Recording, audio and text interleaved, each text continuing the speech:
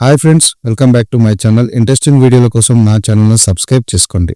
ప్రపంచాన్ని విభజించిన వజ్రం. భారత గడ్డపై పుట్టి బ్రిటన్కి చేరిన కోహినూర్ వజ్రం చరిత్ర మీకు తెలుసా? ఇది ఓ వజ్రం కాదు, దాని వెనుక కొన్ని సామ్రాజ్యాల శాపగ్రస్త గాథ ఉంది. ఈ వజ్రం వల్ల రాజులు కూలారు, సామ్రాజ్యాలు నశించాయి. అయినా ఇప్పటికి ఎందుకు దీనికోసం దేశాలు పోటీ పడుతున్నాయో తెలుసా? ఇది కేవలం వజ్రం కాదు, భారతదేశ సంపదపై జరిగిన దోపిడీ చిహ్నం. కోహినూర్ చరిత్ర తెలుసుకుంటే మీరు షాక్ అవుతారు. కోహినూర్ అనే పదం పర్షియన్ భాషనిది. దీని అర్థం వెలుగుతున్న పర్వతం లేదా కాంతుల కొండ అని అర్థం. ఈ పేరు నాదిర్ షా అనే ఇరాన్ చక్రవర్తి 1739లో ఈ వజ్రాన్ని దక్కించుకున్న తర్వాత పెట్టాడు. అప్పటిదాకా దీనికి ప్రత్యేకమైన పేరంటూ ఏమిటీ లేదు. చరిత్రను పరిశీలిస్తే భారతదేశంలో 14వ శతాబ్దంలో కాకతీయుల పాలనలో దక్షిణ భారతదేశంలోని కొల్లూరు గనిలో బొగ్గు తవ్వకాల సమయంలో ఇది బయటపడ్డట్టు తెలుస్తోంది. అయితే ఈ వజ్రం మగవాళ్ల వద్ద లక్క కలిసి రాదని చాలామంది నమ్ముతారు. అందుకే బ్రిటిష్ సామ్రాజ్యంలోని ఇది చేరినప్పటి నుంచి ఆ రాజ్యంలోని మహిళలు మాత్రమే ఈ వజ్రం ఉండే కిరీటాన్ని ధరిస్తున్నారు. కోహినూరు వజ్రం తమదేనంటూ పాకిస్తాన్, ఆఫ్ఘనిస్తాన్, ఇరాన్ వంటి దేశాల ప్రతినిధులు 1976లోనే బ్రిటన్ ప్రభుత్వానికి లేఖలు రాశారు.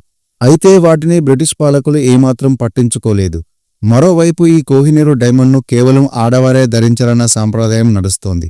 ఒకవేళ అలా వీలు కాకపోతే దేవుని ఆభరణాల్లో మాత్రమే ఈ వజ్రాన్ని పొదగాలనే విశ్వాసాలు కూడా ఉన్నాయి. ఒకవేళ పొరపాటున ఈ వజ్రాన్ని మగవాళ్లు ధరిస్తే రక్తపాతం జరుగుతుందని చరిత్రకారులు చెబుతున్నారు. 1849 సంవత్సరంలో లాహోర్ ఒప్పందంలో భాగంగా ఈ వజ్రాన్ని తీసుకొని అప్పటి లాహోర్ మహారాజు దిలీప్ సింగ్ బ్రిటిష్ పాలకులకు అప్పగించారని, దీంతో వారి రాజాభరణాల్లో అది మరింత ప్రత్యేకతను సంతరించుకున్నట్లు తెలుస్తోంది. గతంలో కూడా ఎన్నో విలువైన వస్తువులు మన దేశం దాటినా తిరిగి మన ప్రాంతానికి చేరి ఆధారాలున్నాయి.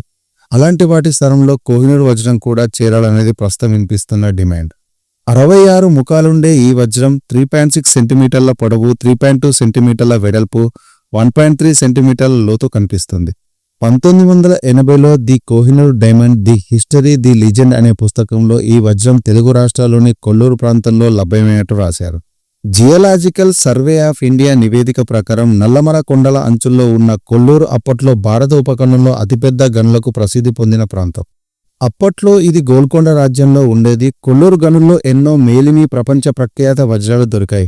ప్రపంచంలోనే అత్యంత స్వచ్ఛమైన వజ్రంగా పేరు పొందిన రిజెంట్ కూడా కొల్లూరులోనే దొరికింది. ఈ జాన చాలా పెద్దది. ధైర్య-ఏ-నూర్, Orlov, Nizam diamond, Regent diamond, Great Mughal, Hope diamond వంటివి ఈ గనుల్లోనే దొరికాయి. ఇవన్నీ ఇప్పుడు ప్రపంచంలోని వేర్వేరు ప్రాంతాల్లో ఉన్నాయి. కొల్లూరు వజ్రపు గనుల ప్రాశస్త్యం గురించి 13వ శతాబ్దిలోనే మార్కోపోలో రికార్డు చేశారు. పలువురు పరిశోధకులు, చరిత్రకారులు కోహినూరు సహా అనేక ప్రపంచ ప్రఖ్యాత వజ్రాలు కొల్లూరు గనుల్లో కృష్ణానది ఒడ్డున దొరికాయని రాశారు. 1790 ప్రాంతంలో మొదటిసారిగా ఈ గనుల గురించి నమోదైంది. రుద్రామదేవి తెలుగు నేలను పరిపాలిస్తున్న సమయంలో ప్రస్తుతం చీరాల దగ్గరున్న మోటపల్లి రేవు ద్వారా ఇటలీ యాత్రికుడు మార్కోపోలో వచ్చారు. ఆయన వరంగల్ నుంచి తిరిగి వెళ్లిపోయాక కొల్లూరు దగ్గర వజ్రాల గనుల గురించి గ్రంథస్థం చేశారు. ఫ్రెంచి యాత్రికుడు బాప్టిస్టు టవర్నియస్ 1689-90లో గోల్కొండ రాజ్యాన్ని సందర్శించారు. ఆ సమయంలో సుల్తాన్ అనుమతితో ఈ గనిని సందర్శించారు. దాదాపు 6-7 గనుల్లో వేలాది మంది కార్మికులు ఇక్కడ పనిచేస్తున్నట్టు ఆయన తన పుస్తకంలో రాశారు. 1630 ప్రాంతంలో కొల్లూరులో ఒక వితంతుకి ఈ వజ్రం దొరికింది. ఆమె దీన్ని గ్రామ పెద్దకు ఇచ్చారు. ఆయన దగ్గర నుంచి నాటి కుతుబ్ షాహీల మంత్రి, వజ్రాల వ్యాపారి అయిన మీర్ జుమ్లాకు ఆ వజ్రం చేరింది. కోహినూర్ 700 క్యారెట్ల పైనే ఉంటుందని, కానీ దాన్ని ఆ గ్రామ పెద్ద ముక్కలుగా చేశాడనే కథనం ఉంది. మీర్ జుమ్లా దగ్గర అతిపెద్ద ముక్క ఉందని వినికిడి. ఈ వజ్రం తొలిసారిగా కాకతీయులకు దొరికిందని, వారి నుంచి ఢిల్లీ పాలకులకు, అక్కడి నుంచి మాల్కా రాజుకు, ఆ తర్వాత తిరిగి ఢిల్లీ రాజులకు, ఆ తర్వాత మళ్లీ గోల్కొండ రాజ్యానికే ఈ వజ్రం చేరిందని వాదనలు వినిపిస్తున్నాయి.